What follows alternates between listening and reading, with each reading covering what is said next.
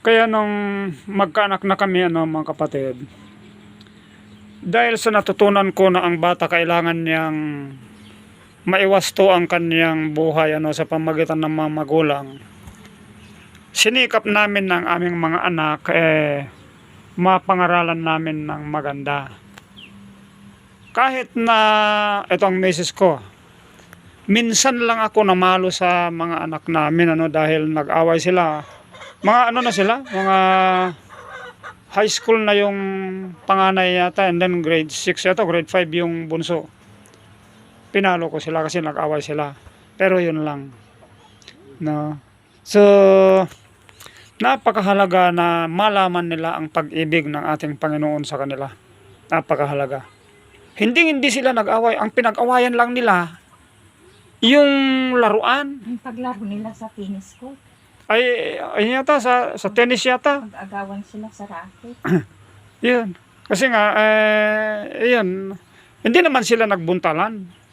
Kundi, nag-away sila, nakita ng mga ibang mga kabataan na iba. Umabot sa amin. Medyo napahiya ako dahil sabi ko, bakit nga to? Kaya, yun, pinalo ko sila. Tig-isa lang palo sa kanila. Pero malakas. Tinadapa nila. Malakas na palo. No. Dito ako nagpapasalamat na lubos sa ating Panginoon kasi ngayon, ang edad ng aming panganay ngayon is 50 years old siya nung July 23. Yung bunso is 47 years old. Pero pag tumatawag sila, brother, kahit nasa malayo sila, hindi nawawala, brother, yung pagtapos na yung pagtatawag, I love you, mommy, I love you, daddy. At saka yung pangaral namin, tinatanggap pa rin nila. Oo, daddy, hindi namin nakakalimutan yan. Kasi pangaral na nyo sa amin mula nung mga bata kami. Hindi namin makakalimutan. Kaya nga, minsan, Lesya, nung umuwi yung anak namin panganay, andun pa lang sila, nag-uusap na sila sa ading niya. At nagtatawanan sila. Then, sabihin pa ba natin kay daddy? Siguro hindi na lang kasi kun lang naman. Naulunigan ko. Tapos nagtatawanan sila. And then sabi ko, ano ba yun? Sabi ko, nagtatanong nga si daddy, ano daw yung kuya? Sabi ng bunso. Ikaw kung sabihin mo. Di nga yung sabi nila, brother, daddy, pwede raw ba na pag uwi ni kuya magdala ng inumin namin? Sabi ko, depende sa inumin. Sabi niya yung red lang, daddy. Red wine daw. Sabi ko, ilang proof ba yan? Kailangan malaman ko kung ilang proof ang taglay niyang alcohol.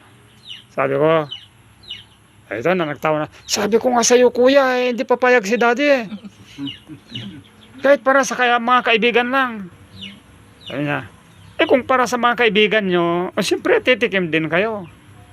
Sabi ko, okay, sige, sabi ko, pero kondisyon. Sabi ko, iinom kayo, papayagan ko kayong iinom, pero mga 40 to 50 cc lang. Huwag kayong lalampas doon. Tawanan sila. Sabi niya, hindi daddy, sinusubok ka lang namin. Binigalo nila sa bayaw nila.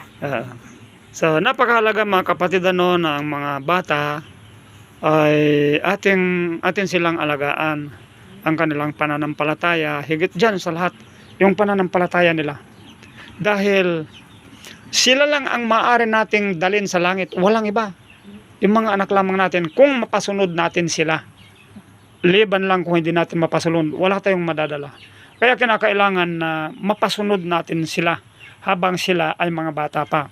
Dahil pag malalaki na sila, may sarili na silang desisyon, hindi mo na makukuha sila. Kung ano na yung gusto nila, yun na lang ang gagawin nila. Sa ngayon, si Alicia, nasanay naman sa mula nung bata. Alam ko na hindi niya tatalikuran yun. Masunurin siya. Siya. So, pagpalain kayo ng ating Panginoon, mga kapatid, lalo na sa iyo. Alicia, at ang iyong mga